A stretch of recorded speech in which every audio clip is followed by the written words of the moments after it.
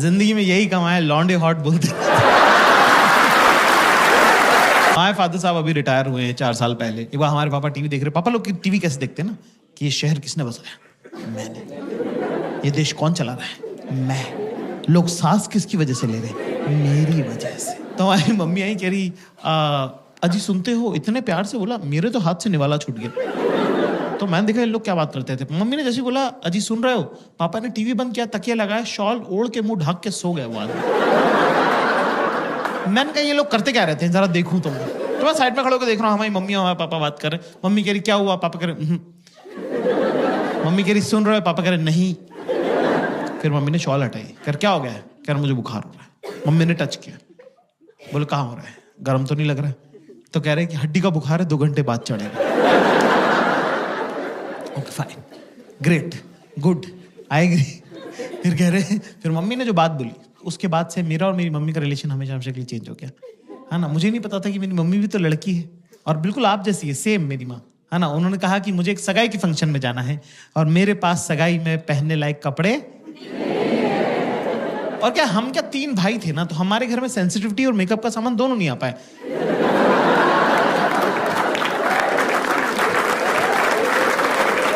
हमने माँ बाप ऐसे देखे हैं कि इस आदमी से डरना, ये औरत काम करती है, ठीक है, बीइंग वेरी ऑनेस्ट। तो पहली बार मुझे लगा कि अरे यार मम्मी भी तो लड़की है, मम्मी को भी तो सजना सवरना, अच्छे कपड़े पहनना अच्छा लगता होगा।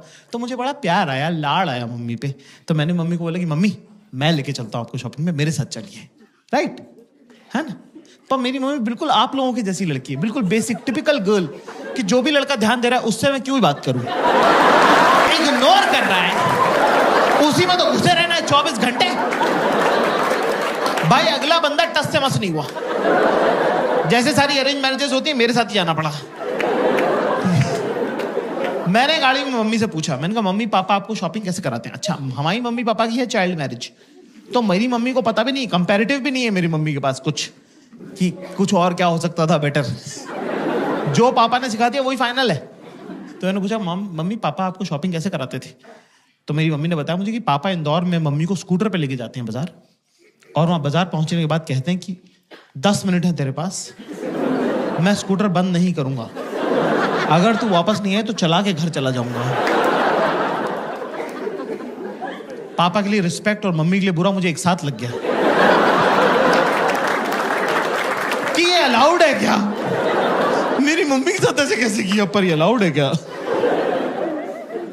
हम गए साहब एक सूट की दुकान पर, हमारी मम्मी ने रिकॉर्ड टाइम में 7 मिनट में 2 सूट पसंद किए कि ये दोनों पसंद है, ये दिला दे।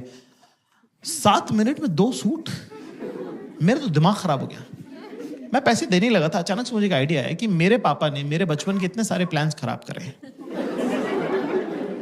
क्यों ना पापा की बंदी को गलत आदत डाल दी जाए। अपना कौन सा रोज रोज का लेना देना है, भुगतेगा अगला, भुगतेगा हमारा क्या। तो मैंने बोला मम्मी आप ट्राई करके देखो। मम्मी बोली यार ऐसे थोड़ी होता है। मैंने कहा हाँ ट्राई करके देखो। मम्मी को ट्राई का कॉन्सेप्ट ही नहीं पता था कि ट्रायल कर सकते हैं। 45 मिनट हो गए, फिर 1.5 घंटा टाइप हो गया। हमारी मम्मी रोती भी बाहर है। हमको लगा कुछ लगभग तो नहीं गई, तबीयत खराब हो गई, क्या हुआ? मैंने कहा मम्मी क्या हो गया?